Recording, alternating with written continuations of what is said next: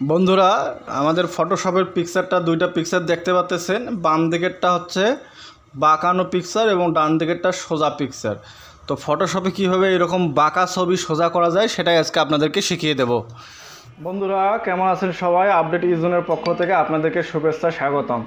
আজকে আমরা আলোচনা করব ফটোশপ, অ্যাডোবি ফটোশপ নিয়ে। ফটোশপে আমরা এ পর্বে আপনাদেরকে শেখাবো, আমরা যদি কোনো ডকুমেন্ট অথবা ছবি স্ক্যান করি সেক্ষেত্রে অনেক সময় ছবি অথবা ডকুমেন্টটা আমরা স্ক্যানারে বসাতে গেলে বাঁকা হয়ে যায়। সেই বাঁকা ফটো অথবা ডকুমেন্ট কীভাবে আমরা ফটোশপের সাহায্যে সোজা করব সেটা নিয়ে আমরা আজকে আলোচনা করব। তো বন্ধুরা আমাদের ভিডিওগুলো ভালো লাগলে অবশ্যই আমাদের চ্যানেলটিকে সাবস্ক্রাইব করবেন এবং পাশের বেল আইকনে ক্লিক করবেন যাতে পরবর্তী ভিডিও মিস না হয়। তা আসুন আমরা ডিসপ্লেতে চলে যাই এবং আমাদের কাঙ্ক্ষিত ভিডিওটি উপভোগ করি।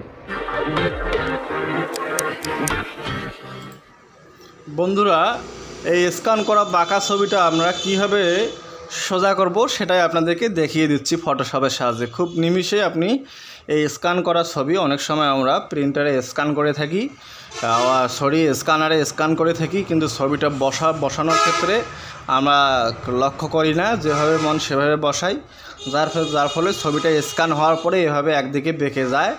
তো এই বেঁকে যাওয়া ছবিটাকে আমরা কীভাবে সোজা করব সেটাই আপনাদেরকে উপস্থাপন করতেছি। তো আমরা প্রথমে আইড্রপার টুলে যাব। এখানে দেখেন বাম দিকে দেখেন এখানে মেজার টুল নামে একটা অপশন আছে। এখানে আপনি যদি রাইট ক্লিক করেন এখানে তিনটা টুল দেখতে পাবেন, আইড্রপার টুল, কালার শার্পার টুল এবং মেজার টুল। তা আমাদের কাজ করব মেজার টুলের সাহায্যে আমরা ছবিটাকে সোজা করে নেব। তো আমরা মেজার টুলে ক্লিক করলাম। ক্লিক করার সাথে দেখেন আমাদের কার্সার কিন্তু চেঞ্জ হয়ে গেছে। আমরা এই ছবির কোনায় একটা মাউসের বাটন ক্লিক করে ধরে একটা লাইন অ্যাড করে নেব। এই ছবির মাথায় মাথায় এই লাইন অ্যাড করে নিলাম। এবার ছেড়ে দেব। ছেড়ে দেওয়ার পরে আমরা বন্ধুরা দেখেন এই অবস্থায় আপনাদেরকে ইমেজে যেতে হবে। আমরা ইমেজে গেলাম।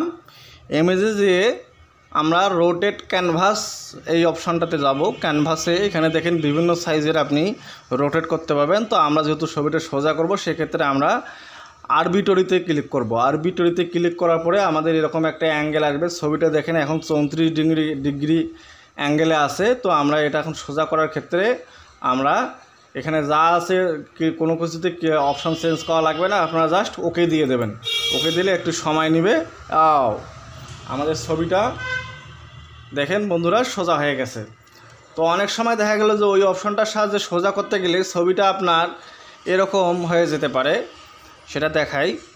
আমরা ইমেজে যাই, রোটেট 90 ডিগ্রি, এরকমভাবেও বাঁকা হয়ে যেতে পারে। সেক্ষেত্রে আপনি কি করবেন, এই ইমেজে যাবেন, ইমেজে যেয়ে এভাবে রোটেট করবেন। যদি এভাবে রোটেট করে ছবিটাকে সোজা করবেন। এখন আমার ছবিটাকে আমি কাঙ্ক্ষিত রূপ দিতে পেরেছি। এখন আমি ছবিটাকে আমার প্রয়োজন মতো কেটে নেব। জানেন যে আমরা চাকরির দরখাস্ত দিতে 300 পিক্সেল হাইট, ওয়েট 300 পিক্সেল এবং হাইট 300 পিক্সেল এই সাইজটা লাগে। তো আমরা এই অপশানটাতে ছবিটা কেটে নেব। এই যে ছবি আমরা কেটে ধরলাম, ধরে ছবিটা আমরা কেটে নেব। বন্ধুরা এই যে তৈরি হয়ে গেছে আমাদের কাঙ্ক্ষিত ছবিটি। তো এভাবে আমরা বাঁকা ছবি সোজা করতে পারি। নেক্সট আলোচনায় আমরা আপনাদেরকে উপস্থাপন করব কিভাবে মোবাইল দিয়ে ছবি তোলার মোবাইল দিয়ে আমরা যে বিভিন্ন ধরনের ছবি অথবা ডকুমেন্টের ছবি তুলি সে ছবিগুলো একটু বাঁকা ধরনের হয়ে যায়। তো সেটা কীভাবে আমরা সোজা করব এটা সামনের সপ্তাহে আপনাদেরকে দেখাবো। আজকে আমরা স্ক্যানারের ছবি অথবা ডকুমেন্ট যদি বাঁকা হয়ে যায় সেটা কীভাবে সোজা করানো লাগে সেটা আপনাদেরকে শিখিয়ে দিলাম। এর পরবর্তী সপ্তাহে আমরা মোবাইলে তোলা ছবি, মোবাইলে ক্লিক করা ছবি কীভাবে আপনারা সোজা করবেন সেটা আপনাদেরকে শিখিয়ে দেব। তো বন্ধুরা আজকের পর্ব এখানে শেষ করলাম।